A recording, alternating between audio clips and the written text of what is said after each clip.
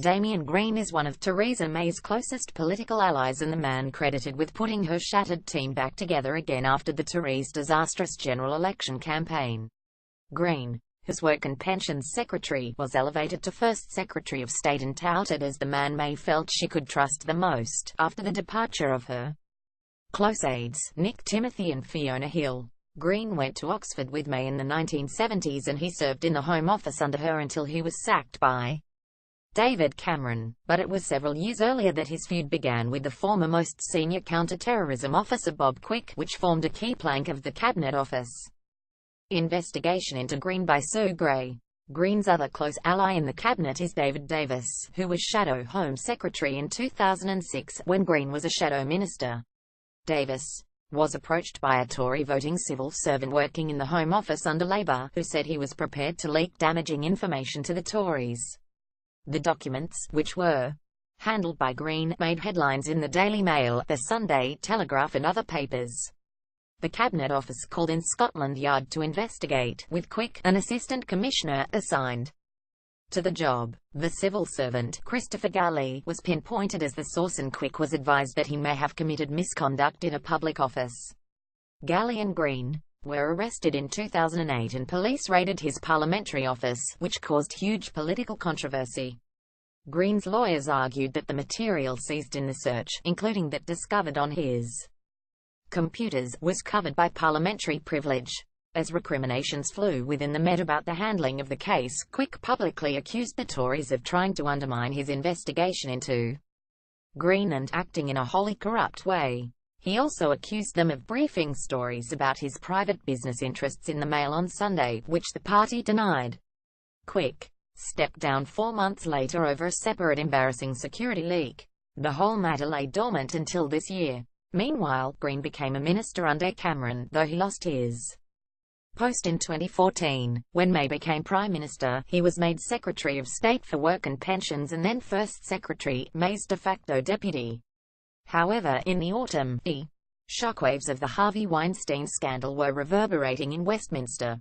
Kate Maltby, who is 30 years younger than Green, described in an article in The Times how she believed Green appeared to solicit sex from her in exchange for political mentoring. The Conservative activist said she met Green in a Waterloo pub, where she said the MP offered to help her take steps towards becoming a candidate. She alleged that Green had touched her knee during the meeting, as he mentioned that his own wife was very understanding. Maltby described a conversation where Green repeatedly mentioned the extramarital affairs of acquaintances. Then she said she felt a fleeting hand against my knee, so brief it was almost deniable. The activist said she avoided Green after their encounter but, in 2016, subsequently wrote a piece for The Times where she was pictured wearing a corset. Green then texted her unprompted. She said, saying, "Long time no see. But having admired you in a corset in my favorite tabloid, I feel impelled to ask if you are free for a drink anytime." After the message from Green, Maltby said she did not reply, but that day she privately messaged a number of friends expressing concern, including an Evening Standard journalist who published the messages earlier this month. After the article was published, he said the meeting was two friends agreeing to meet for a regular catch-up, and nothing more. This untrue allegation has come as a complete shock and is deeply hurtful, especially from someone I considered a personal friend. Maltby declined to comment before the investigation was concluded. The Cabinet Office launched an investigation into Green, but more revelations then came in the Sunday Times, which published allegations by Quick that extreme pornography had been found on his parliamentary computer in 2008. Neil Lewis, the former Scotland Yard officer who examined the computer, then also told the BBC that the Internet history on the device showed pornography had been viewed extensively. Green claimed he was the victim of an unscrupulous character assassination, and said the claims amounted to false, disreputable political smears from a discredited police officer acting in flagrant breach of his duty to keep the details of police investigations confidential. The investigation has been ongoing for 7 weeks, during which time both Quick and Maltby have come under fire in the press.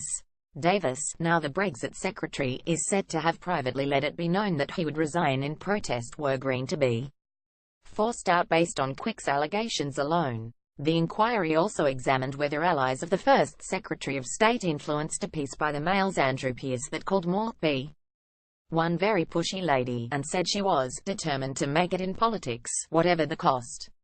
The piece, which drew significant criticism after it was published, suggested Morphy's parents were aghast at what she had done by accusing Green, which she denies.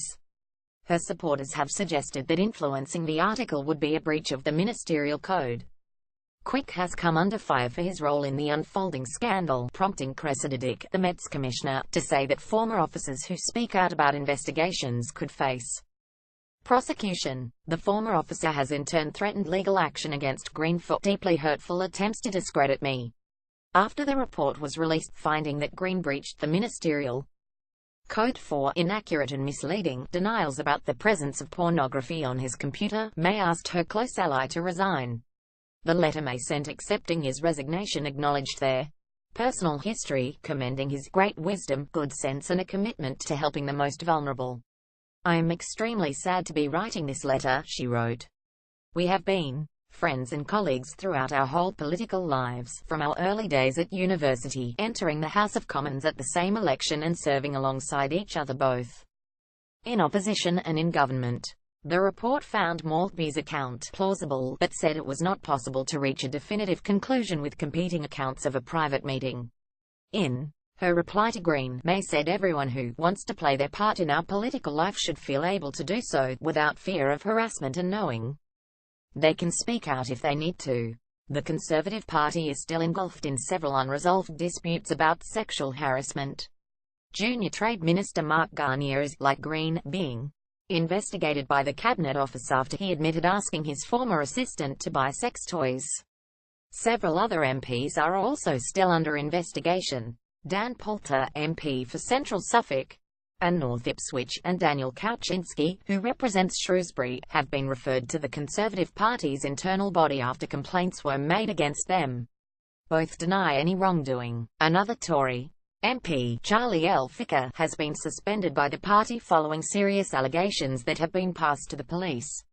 Elphicke said he had not been informed of the nature of the allegations.